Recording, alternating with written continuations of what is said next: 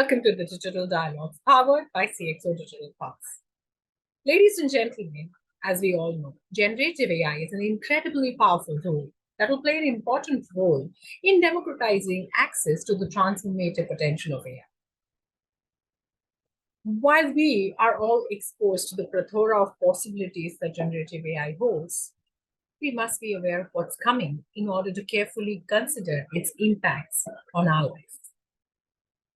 So here's a rundown of what we can expect from generative AI, right from the breakthrough down to the societal issues that we're likely to encounter.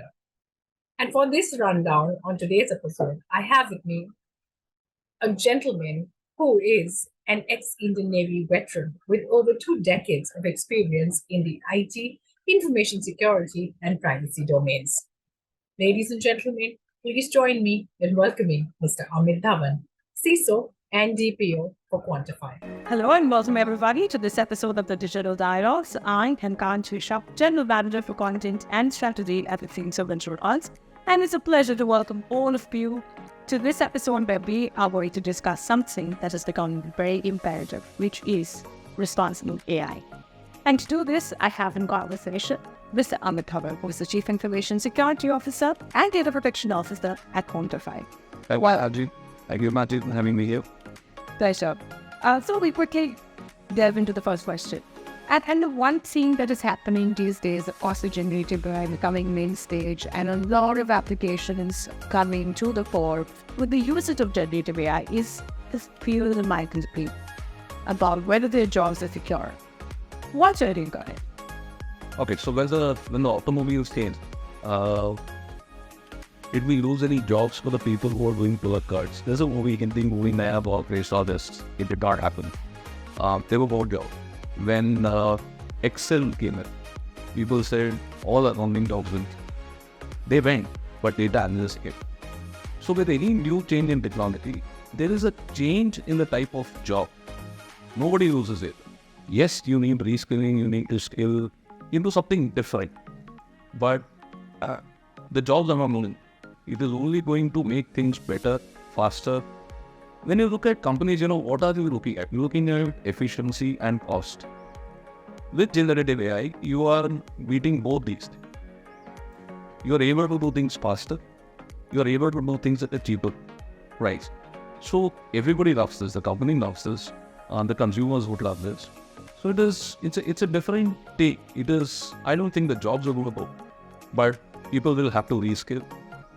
Another statistic that I read somewhere was that if your job is repetitive and has a 30% element of, more than 30% element of repetition, there's a chance that it will be taken over by robots. So this is that place where you need to reskill and learn something more. Prompt engineering has become a bigger field now. So jobs are not going to go, they're going to become different. That's just some solace actually to know that jobs are not going to go, but yes, there's non-reskilling that it requires to keep them as well. But on that note, let's now focus on another aspect of these technologies. And when we speak about AI coming to the fore, all these algorithms giving the outputs that we are actually, consuming, there is this very important element of ethics in AI that has also become questionable. What is your view on it? It's a very interesting piece. The responsible AI piece is becoming a very, very crucial and critical element. All companies which are either consuming or building anything related to AI need to work on this. There have been governing principles created by the Singapore government. UNESCO, EU has published their documents around this, and even NIST has come up with some standards. Having gone through all of them, because we are an AI/ML company and we have implemented responsible AI, the core remains same, that nothing that you do should impact humans. That is the core principle. That's the basic principle of anything related to AI. In fact, the Isaac Asimov, the Russian author, Isaac Asimov, he had written about 30 years back that some rules on this. So one of the rules was that the robots should not harm humans. Robots should do everything what the humans tell them. And if humans tell robots to kill humans, robots should not enter. So something like this. I don't remember exactly, but it was something like this. So with that in mind, and with the guidance that all these organizations have published, it is imperative that anybody who's working on this starts with something known as fairness, has to remove bias from it.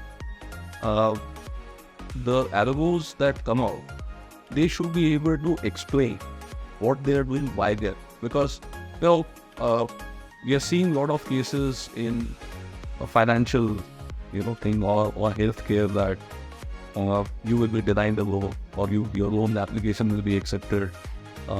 You might be charged for a criminal thing because the algorithm has decided this. You might be denying healthcare because the system did not find something. So all those things which impact humans, the model should be able to explain why they are saying what they say. And the rules that are coming out is that any algorithm which takes a decision for humans, which will impact humans in some way, there has to be a human who has to take this final call. Even if the robot gives this decision, a human has to sit. The concept is called human centricity. A human has to sit there and give an answer. So there are guiding principles that have been created around this. A number of organizations are implementing this, and eventually it has to happen. So this is an interesting field that is coming up, and we'll have a lot of opportunities for a lot of people in this. It's quite really in depth. And with that, my parting question to you: we see the transformative power in this technology, and it is perhaps becoming a everyday use for most people today. Knowingly, unknowingly, we're all interacting with AI in one way or other. Having said that, what do you envision is the next big breakthrough in this particular technology? If hypothetically speaking. So I'll keep it very, very simple. You've seen electricity becoming part of our lives. It is no longer, the lights and the cameras or the fan or the AC. It is the cars. It's the wearables. It's a small mic that we have here. The watches are coming up with this. AI is going to have the same effect which electricity does have in our life. My son and I were talking for his engineering paper that he wrote. Why do I need to tell a washing machine how much of soap and water we use?